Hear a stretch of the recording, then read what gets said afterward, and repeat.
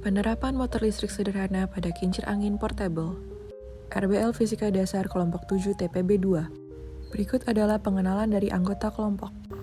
Rani Puspitasari dengan NIM 122450030 dari Prodi Sains Data. Ryan Kumikarubi dengan NIM 122450038 dari Prodi Sains Data. Patricia Landria Diajeng Putri dengan NIM 122450050 dari Program Studi Sains Data. Yohanes Christian Silitonga dari Prodi Sains Data dengan NIM 122450043. Mutiara dan Pitaloka dengan NIM 122450047 dari Prodi Sains Data. Maharani Azhara dengan NIM 122290035 dari Prodi Sains Atmosfer dan Keplanetan. Pengertian motor listrik sederhana.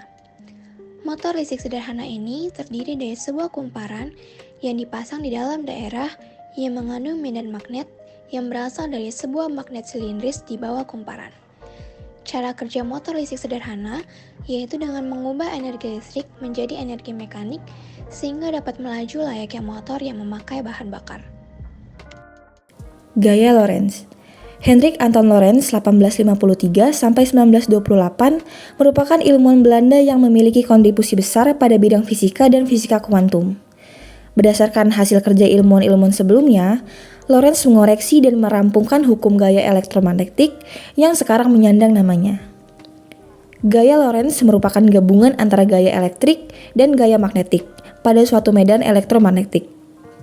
Gaya Lorentz ditimbulkan karena adanya muatan listrik yang bergerak atau karena adanya arus listrik dalam suatu medan magnet. Arah dari gaya Lorentz selalu tegak lurus dengan arah kuat arus listrik dan induksi magnetik yang ada. Rumus gaya Lorentz digunakan untuk menghitung besarnya gaya Lorentz yang timbul dalam suatu medan magnet. Gaya Lorentz pada sebuah kawat lurus dapat dihitung menggunakan rumus F sama dengan B dikali I dikali L dikali sin theta. Dengan F yaitu gaya magnet dengan satuan N, B yaitu muatan medan magnet dengan satuan T atau WB per M pangkat 2, I yaitu arus listrik dengan satuan A, L yaitu panjang kawat dengan satuan M, dan theta yaitu sudut antara B dan I. Oke, di sini saya akan menjelaskan kaidah tangan kanan. Arah gaya Lorentz dapat ditentukan dengan kaidah tangan kanan pada gambar di bawah ini. Kaidah tangan kanan pertama menggunakan 3 jari tangan kanan di mana ibu jari sama dengan arus listrik, jari telunjuk sama dengan arah medan magnet, jari tengah sama dengan arah gaya Lorentz. Bisa dilihat di gambar samping. Penerapan gaya Lorentz dalam motor listrik. Ketika kumparan yang ada dalam daerah medan magnetik dialiri arus listrik, kumparan tersebut menghasilkan gaya Lorentz yang menyebabkan kumparan berputar pada suatu sumbu. Apabila arus listrik dialirkan lewat kumparan, kumparannya akan bersifat sebagai kutub utara bergerak menghadap ke bagian selatan magnet. Permukaan yang bersifat sebagai kutub selatan bergerak menghadap ke kutub utara magnet, lalu kumparan akan berhenti berputar. Untuk berputar lagi, tepat ketika kutub kumparan berhadapan dengan kutub magnet, arah arus dalam kumparan dibalik. Dengan arah arus yang terbalik ini, maka kutub utara kumparan akan berubah jadi kutub selatannya akan menjadi kutub utara. Kutub utara kumparan akan berhadapan dengan kutub utara magnet, kutub selatan kumparan berhadapan dengan kutub selatan magnet. Kutub-kutub ini menolak kumparan berputar setengah putaran sampai kutub utara kumparan berhadapan dengan kutub selatan magnet. Kutub selatan kumparan berhadapan dengan kutub utara magnet, ketika itulah arus kumparan akan dibalik lagi. Proses ini akan terus berulang sehingga motor listrik akan terus berputar. Adapun alat bahan yang diperlukan yaitu peniti, baterai 1,5 volt, gunting, kawat tembaga, selotip atau perekat, magnet, kincir angin atau kipas sederhana. Jadi pertama-tama untuk langkah pertama siapkan dulu baterai 1,5 voltnya.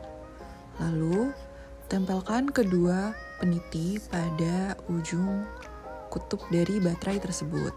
Di sini kami menggunakan selotip bening untuk menjadi perekat dari peniti dan baterai tersebut. Pastikan peniti dengan baterai terekat dengan benar. Lalu di sini kami melakukan langkah sebelumnya di kutub yang lainnya.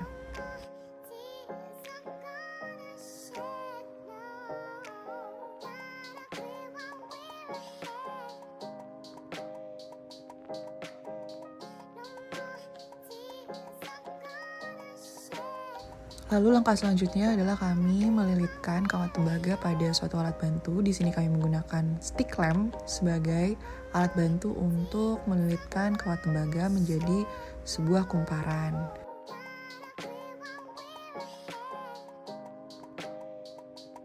Lalu potong, setelah sudah menjadi suatu lilitan, lalu potong dan sisakan beberapa senti di kedua ujung dari kumparan tersebut. Lalu langkah selanjutnya yaitu adalah sisa dari kawat tembaga tersebut dililitkan atau diputarkan ke bagian luar dari kumparan tersebut. Dan jangan lupa untuk tetap disisakan beberapa senti dari ujung kawat tembaga tersebut. Lalu untuk langkah selanjutnya adalah ujung dari kawat tembaga yang tersisa itu dikikis lapisan luar dari tembaganya hingga terlihat logam putihnya, seperti yang ada di video.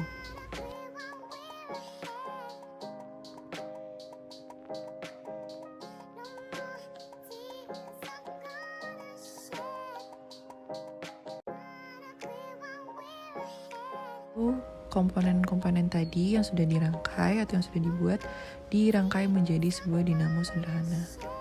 Pada tahap ini kami sedang menentukan posisi magnet di mana yang menghasilkan putaran paling kuat dan paling cepat.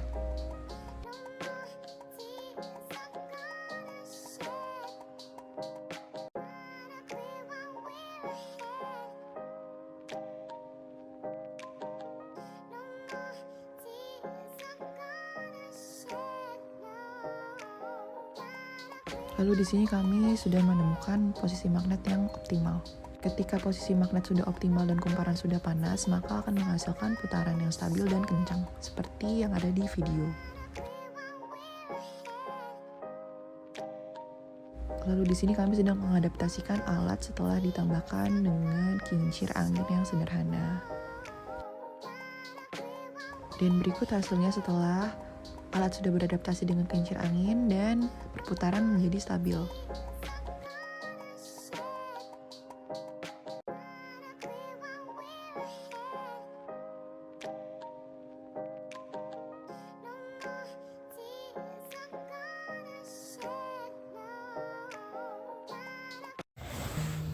Motor listrik sederhana yang telah kami buat memiliki kelebihan dan kekurangan. Kelebihannya yaitu alat dan bahan mudah ditemukan, murah, dan efisien. Sumber listrik dari baterai jadi tidak memerlukan aliran listrik yang lebih besar. Bisa dibuat banyak jenis kumparan dan model lainnya. Kelemahannya yaitu kawat yang tipis sehingga alat mudah rusak, penggunaan alat harus didampingi karena masih tidak stabil, dan susunan alat yang kurang rapih. Saran pengembangan. Yang pertama adalah percobaan dengan alat dan bahan yang lebih baik untuk menghindari kegagalan.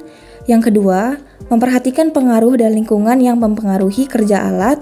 Dan yang ketiga, prinsip kerja dalam percobaan ini dapat dikembangkan dan diterapkan dalam pembuatan dinamo. Kesimpulan, apabila jumlah lilitan semakin banyak, maka jumlah perputaran akan semakin cepat. Apabila jarak magnet semakin dekat dengan kumparan, maka kumparan akan berputar lebih cepat. Semakin banyak jumlah magnet, maka perputaran akan semakin cepat. Sekian presentasi RBL dari kelompok kami. Mohon maaf apabila ada kesalahan kata. Terima kasih.